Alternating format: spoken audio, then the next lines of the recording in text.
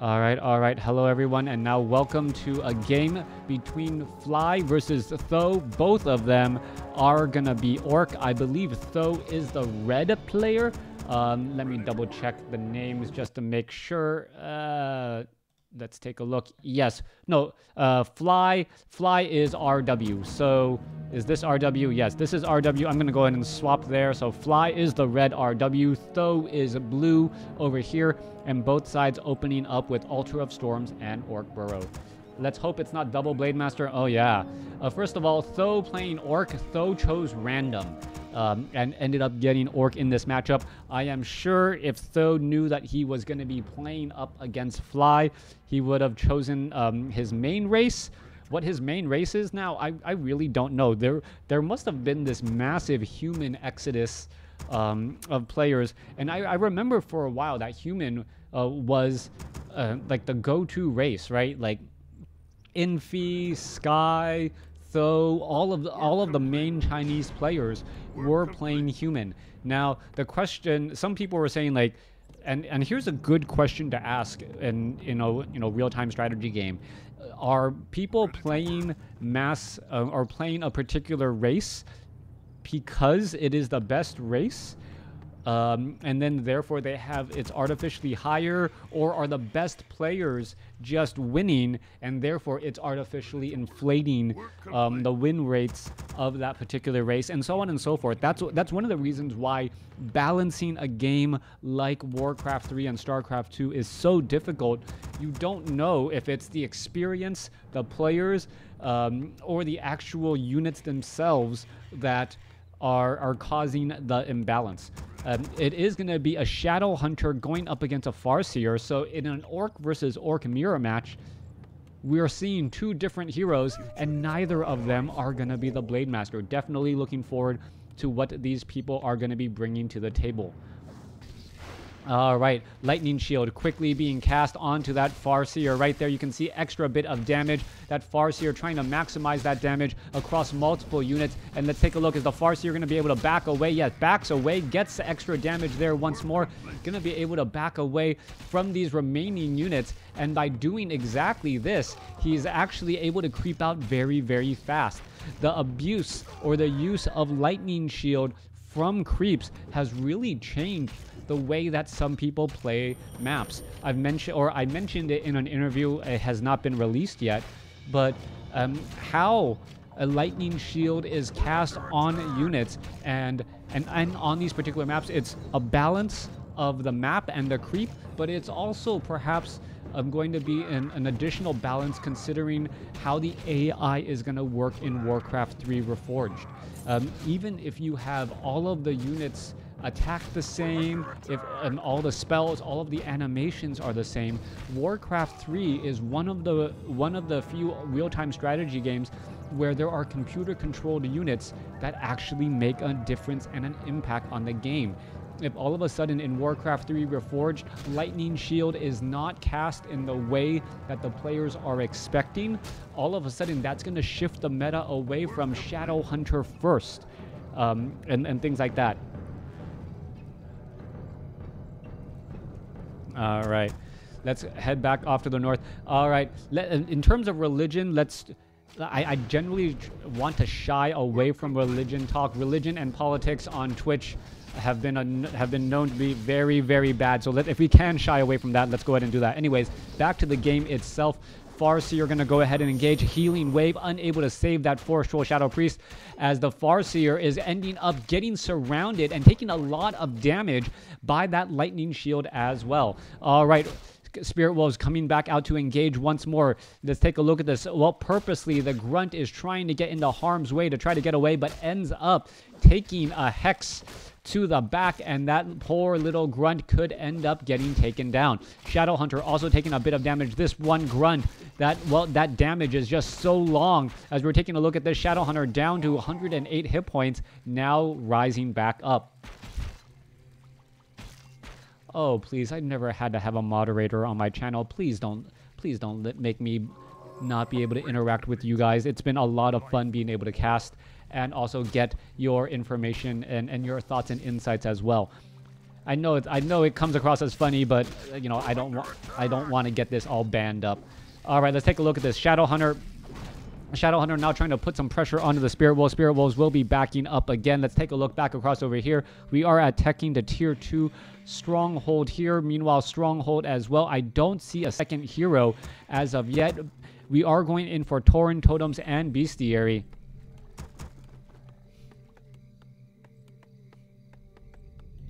All right. Bestiary. It is going to be a Shadow Hunter as well. So it is going to be a Farseer Shadow Hunter coming in from Th000. Meanwhile, we have yet to see what Fly is going to be bringing into the table.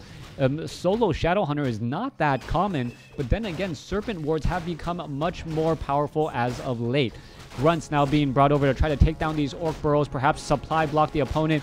We are getting that Berserker Strength upgrade. Peons are trying to repair this Orc Burrow as quickly as possible, bringing in even more to the table. But it looks like this Orc Burrow, even if it doesn't get taken down, will end up, well, oh my gosh, it does get taken down at the last possible moment. Another Peon tried to be brought over to try and save it, but that was, well, a second too late. Shadow Hunter now being brought over as well, able to finish off some more. A new Shadow Hunter coming to the table as we're going to take a look at, well, the units trying to protect that Grunt as they head back. All right, Spirit Wolves still down here. Voodoo Lounge. Okay, this game has a lot of action in a lot of different places. Quite difficult to keep track of what is happening so far. 34 over 30 supply compared to 31 over 40. We are now going into a Pit Lord coming in from Fly. Now, the Pit Lord is a very powerful frontline hero. And what actually makes a lot of sense in this particular matchup is that the Shadow Hunter is the primary hero.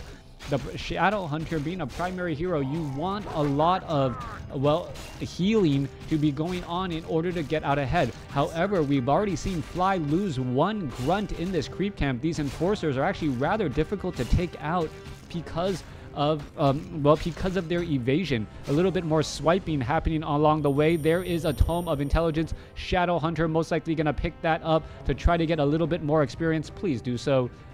Yes, and he does. Pit Lord in that front line with extra damage. Meanwhile, Spirit Wolves trying to clear out this creep camp here. Not really going to be able to do that much damage. Let's take a look. Is there a place to hide? No place to hide, but doesn't need it as the unit was taken down itself. Pit Lord, Scroll of Speed now trying to head back home. Shadow Hunter sitting at level 3. Meanwhile, Farseer and Shadow Hunter sitting at level 3, level 1. And this is an interesting combination still, to say the least, as the Pit Lord is going to clear out the remainder of this creep camp, as the Shadow Hunter may try and, well, clear out these Spirit Wolves as well. Which hero do you think has the weirdest triad, like Shadow Hunter, or primary attribute? Yeah, Shadow Hunter having a primary attribute of agility is a little bit of a head scratcher moment for me, since it is normally you would think of agility heroes as either the Demon Hunter or the Blade Master. High frontline heroes with fast attack speeds, high armor. Shadow Hunter is definitely not that. I don't know why it is an agility based hero, and sometimes it almost feels like the intelligence is in fact higher than the agility, as you can see right here. All right, in comes the engagement. Pit Lord going to try and just swipe its way through. Howl of Terror, incredibly powerful against all of these melee units, the Grunts and the Raiders. The Pit Lord as a frontline hero, very powerful indeed. And then if you try to get too deep and too far back, you're going to end up taking additional damage from all of these ranged units, the Kodo Beasts and these Troll Headhunters. We're under attack. All right, let's take a look back across here. There's an ensnare once more. Both sides have gone back into creeping here on Amazonia. Shadow Hunter will not be able to get to level 3, at least I don't think. It should be very close after the clearing of the remainder of these 222 creep camps. Actually, it might be right there. No, it's going to be just a little bit shy. Yep. 28 experience shy back down to the south. Meanwhile, Farseer is still trying to do a bit of harassment. You can see double claws of attack +6.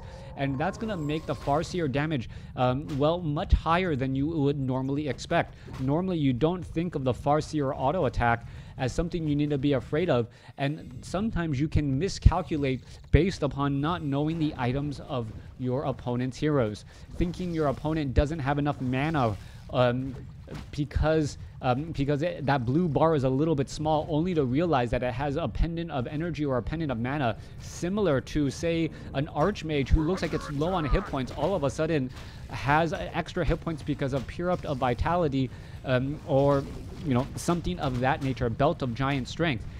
Pitlord going to be coming back across, trying to clear out some creep camps. However, Th000 is not going to allow this. Going to continually harass as Fly unable to clear out creep camps. Kodobi is going to come across, be ready to engage again. Raider going to be here as well. Pitlord going to come in, gets in a couple of big swipes. There's the Howl of Terror. Massive damage loss across the board as the Pitlord is now swiping its way through so many of these units.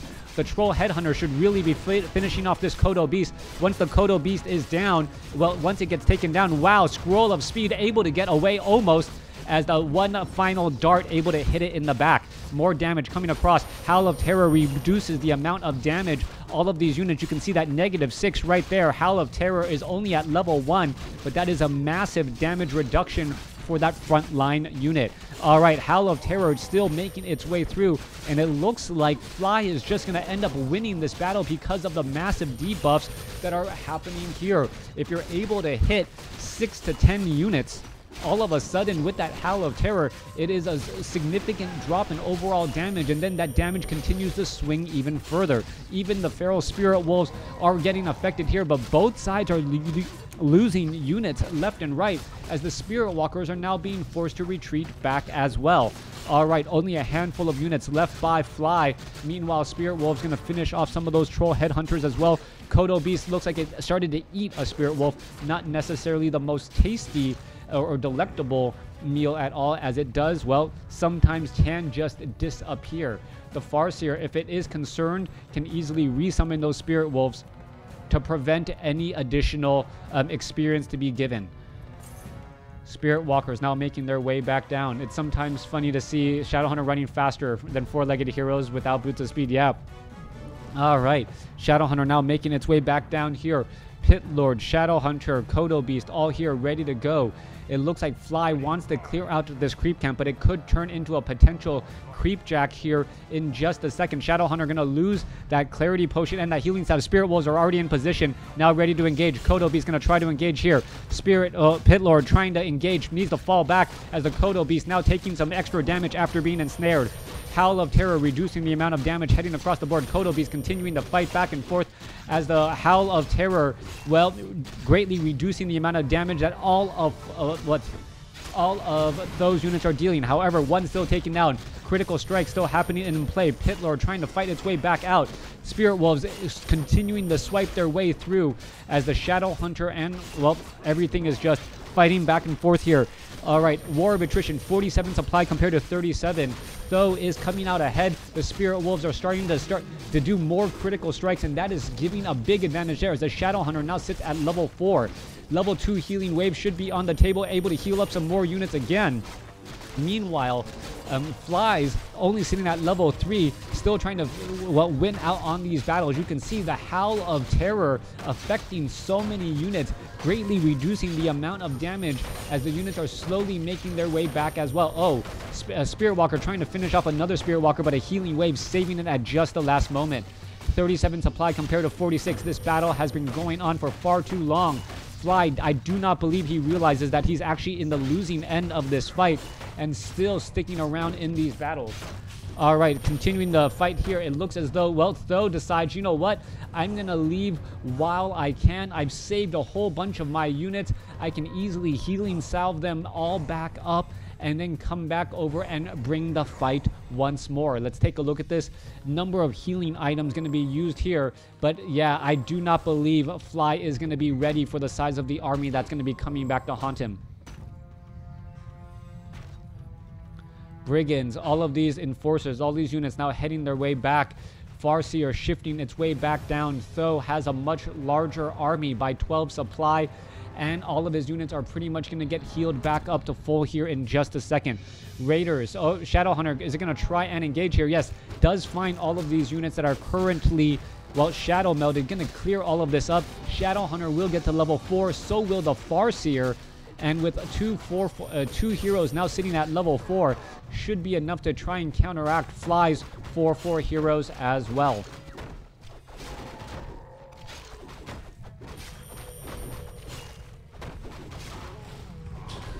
No, I like StarCraft as well. All right.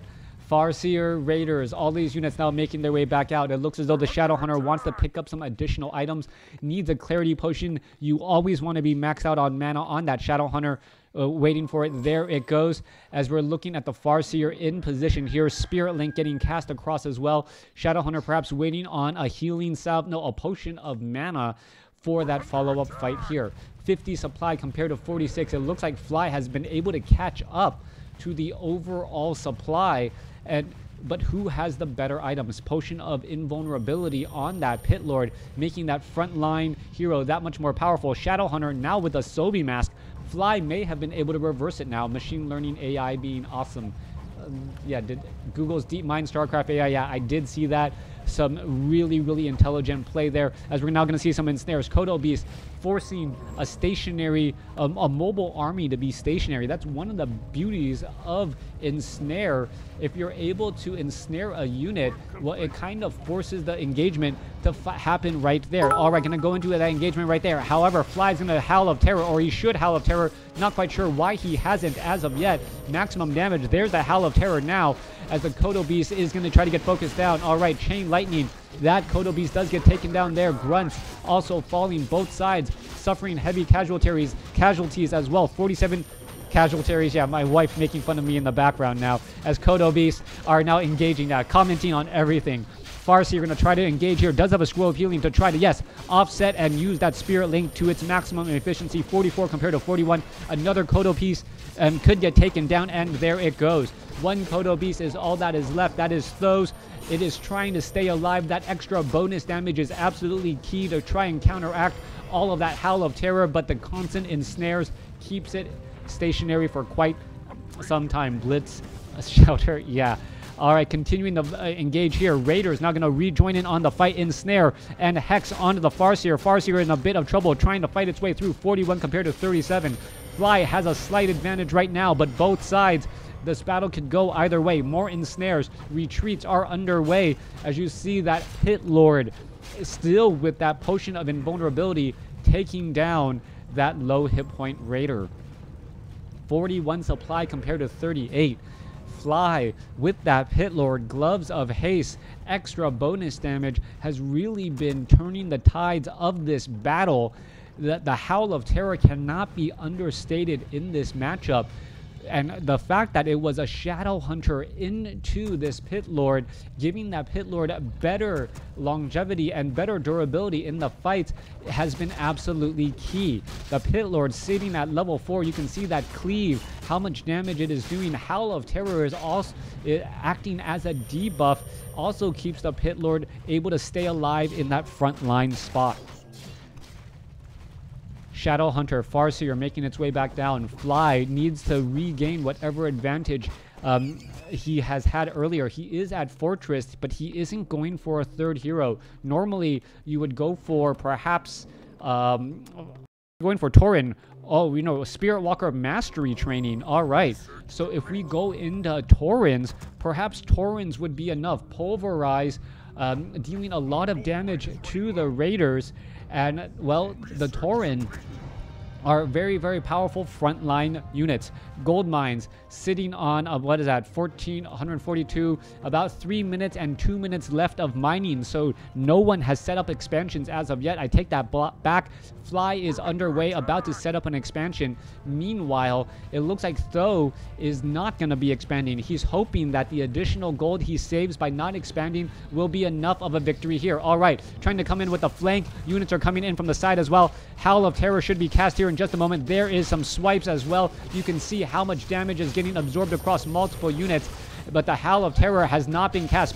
peons now joining in on the fight. We should be looking at some Spirit Link also being cast amongst there to try and absorb all of that damage still. Fly finally coming across with that spear, with that Howl of Terror healing wave, trying to keep that Kodo Beast alive. Kodo Beast could actually eat one of those units, but does not do so. 46 compared to 49. Chain Lightning trying to save some of those units. That Spirit Walker quickly gets taken down, though, as the fight is still underway. Kodo Beast gets ensnared. A blue Kodo Beast, though, needs to keep this unit alive. Healing wave, yes he does, but it may not be enough. Howl of Terror away from all of the action, and Th000 now starting to take a little bit of a lead as the Kodo Beast tries to head back as well. Little bit of a chase once more. Raider should be able to easily ensnare some of those units, and once it does start ensnaring units, things can go from bad to worse. Howl of Terror, wow, down to 24, down to 9 hit points. That Spirit Link making it difficult as the units are now heading back every which way. This Kodo Beast, however, not going to be so lucky, down to 38 supply, and now the army of Fly is out of position as this expansion could end up getting taken down before it is even up and operational. Kodo Beast in the backfield here, gonna try and do a little bit of dodging. Spirit Walker is gonna try to poke down some of these units as well. Kodo Beast currently ensnared. Is it gonna get taken out? Spirit Walkers, both of them low on hit points, somehow still alive as it, well, finally gets swiped down by the Pit Lord. Constant fighting here. Kodo Beast trying to stay alive. Let's see what's going to be happening. More damage just bouncing around. 51 supply compared to 32. And Th000 with the supply advantage should be able to come out on top as long as it doesn't lose any units. Flies. One Shadow Hunter able to stay alive ever so barely. There goes some more units again. Shadow Hunter now up to level 5. Level 3 healing wave could be just what the doctor ordered to try and stay alive, especially right next to the Voodoo Lounge. Voodoo Lounge able to heal up a little bit. Was used right there as the Spirit Walkers are now up to level 5. Kodo Beast eating a Spirit Wolf right now. However, the Hex onto the Shadow Hunter could get taken down. Healing wave not in time. It bounced off of him, but not in time right there.